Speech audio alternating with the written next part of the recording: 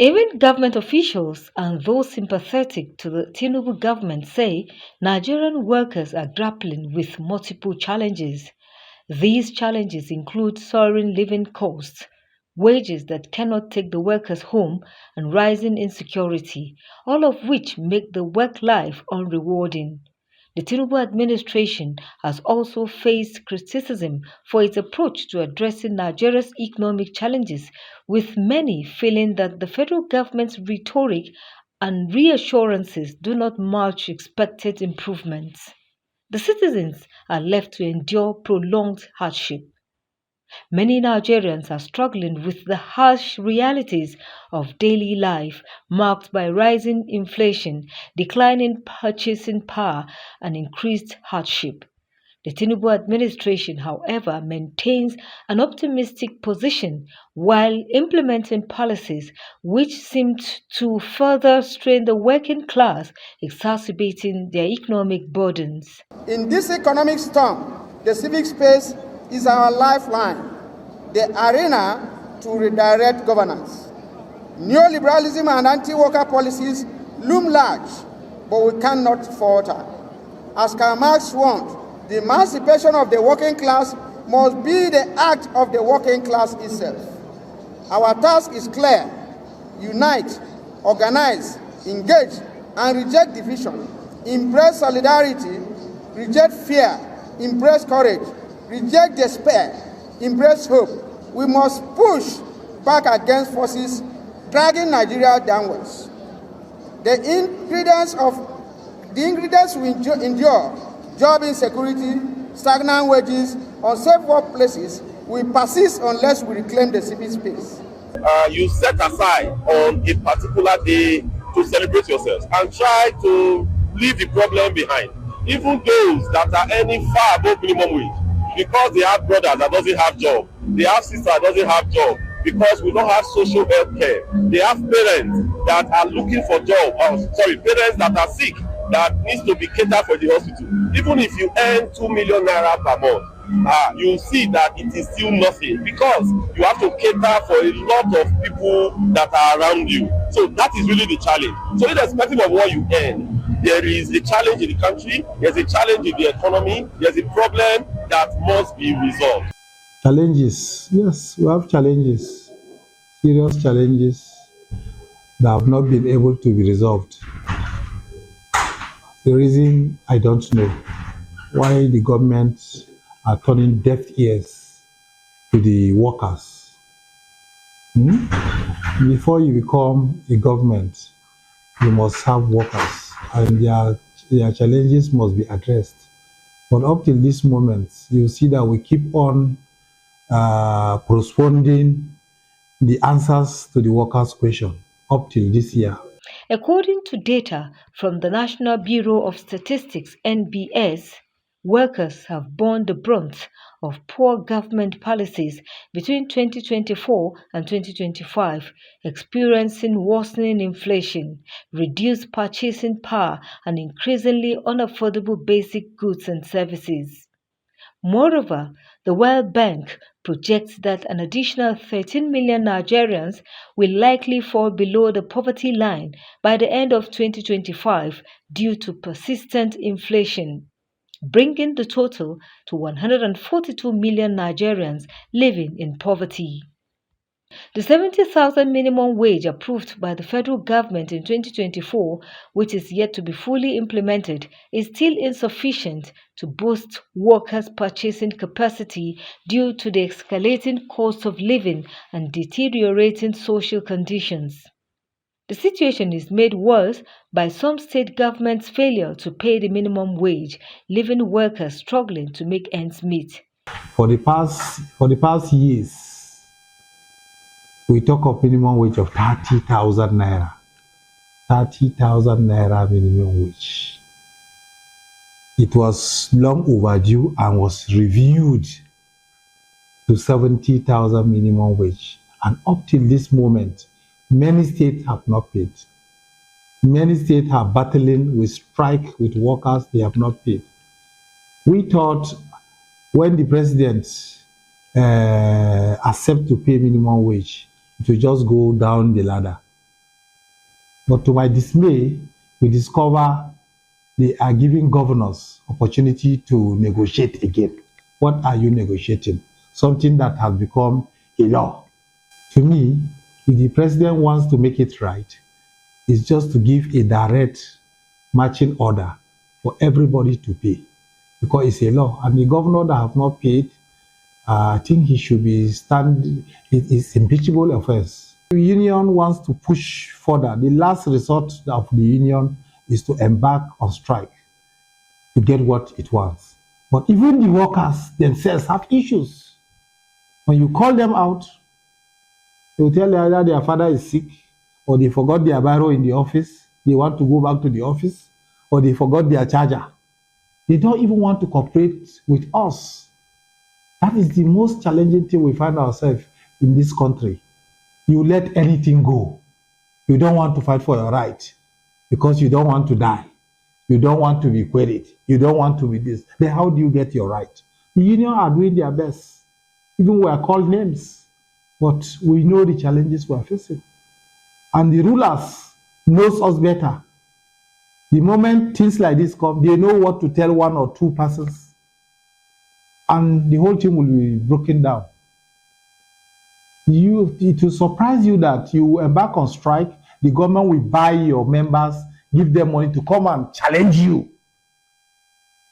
While fighting for them, they will be anti. You'll be talking this way, some non-entities will be gathered somewhere and be saying different thing. It's so unfortunate.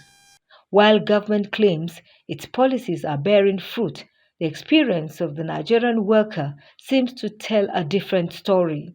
The welfare package is not of Nigerian workers in general. It's nothing to write home about. Look at the minimum wage is livable of 70,000 naira. Work and 70,000 naira buy, and that is how it is even in construction industry in Nigeria. So we are calling on the government and even the employers of labor in the construction industry to look into the plight.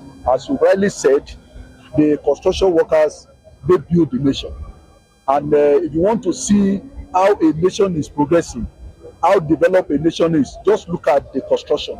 A nation where construction is not taking place, it means that they are not making it. So, and not only that, construction is a low-hanging fruit that you can use to tame insecurity. We've been advocating that, we've been talking to government that, look, pump money into construction in Nigeria. Then you see insecurity coming down automatically. The plight of local government workers, even though the minimum wage has been signed into law, and in some states it has been implemented to the local government workers. But still, as every Nigerians know, the 70,000 minimum wage is grossly inadequate because of the devaluation of our currency, of Naira. And we still have some states where local government workers are still not enjoying the minimum wage. States like Borno State, Gombe State, Yobe State, FCT, they are still yet to start implementation of this minimum wage, despite the fact that it has been signed into law. The minimum wage, with the new national minimum wage, workers will get value for the service they render.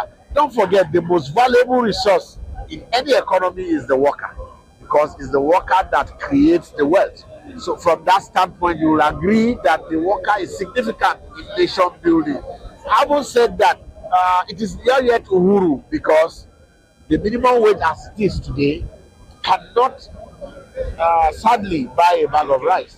So what happens to the worker? What happens to his transportation? What happens to his housing? What happens to his health care? What happens to what he will eat and that of his family? Your guess will be as good as mine. It is very difficult for the worker to survive. The pledge by the Tinubu administration at the 2025 Workers' Day celebration to work with labor unions, the private sector, and civil society to drive job creation, poverty alleviation, and economic stability only reflects the need for concrete actions to bridge the gap between government promises and workers' harsh realities. This administration stands ready to collaborate with the labor unions the organized and informal private sector, the civil society organizations, to create policies and programs that safeguard the rights and livelihoods of workers across all sectors of the economy. My dear comrades, the theme for this year's May Day celebrations, that is to say, reclaiming the civic space in the midst of economic hardship, speaks to the challenges we face as a nation and the opportunities that lie ahead of us as a people. The theme is one that demands our collective attention and serves a stark reminder of the need to create an environment where every work feels safe, valued, and empowered to contribute productively to the growth and prosperity of our nation. As your President, I assure you that this administration is committed to creating such a utopic climate for the common good of all of us. Economic hardship, which today is a global phenomenon, cuts across all regions, testing the resolve of world leaders, but has not broken our spirit. I am well aware of the peculiarities of this economic hardship for Nigerians, which is occasioned by struggles and challenges you workers and indeed many Nigerians face, ranging from rising costs of living, hunger, insecurity, unemployment, loss of livelihood, and pressure to provide necessities for your families, amongst others. Let me say this clearly.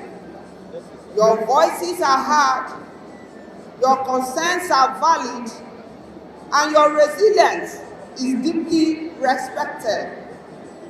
This administration is committed to the renewed hope agenda of Mr. President for a new Nigeria, and very soon we will be there. Dear Nigerian workers, as a government, we do not deny the weight of the economic hardship many citizens are currently facing. Inflation, unemployment, and social inequality are not just statistics. They are realities that affect families, homes, and futures. We acknowledge these challenges and we recognize that they require urgent, inclusive, and transparent responses. But we must also acknowledge that progress is being made with dialogue, engagement, and a civic space that is very open and protected and respected. This is our commitment towards moving Nigeria forward. The government, no doubt, agrees with you that a vibrant civic space is essential. It is the oxygen of democracy and the catalyst to the renewed hope agenda. Nigerian workers, however, say they remain undeterred by the government's anti-workers policies. Instead, they will draw inspiration from Karl Marx's words. The emancipation of the working class must be the act of the working class itself.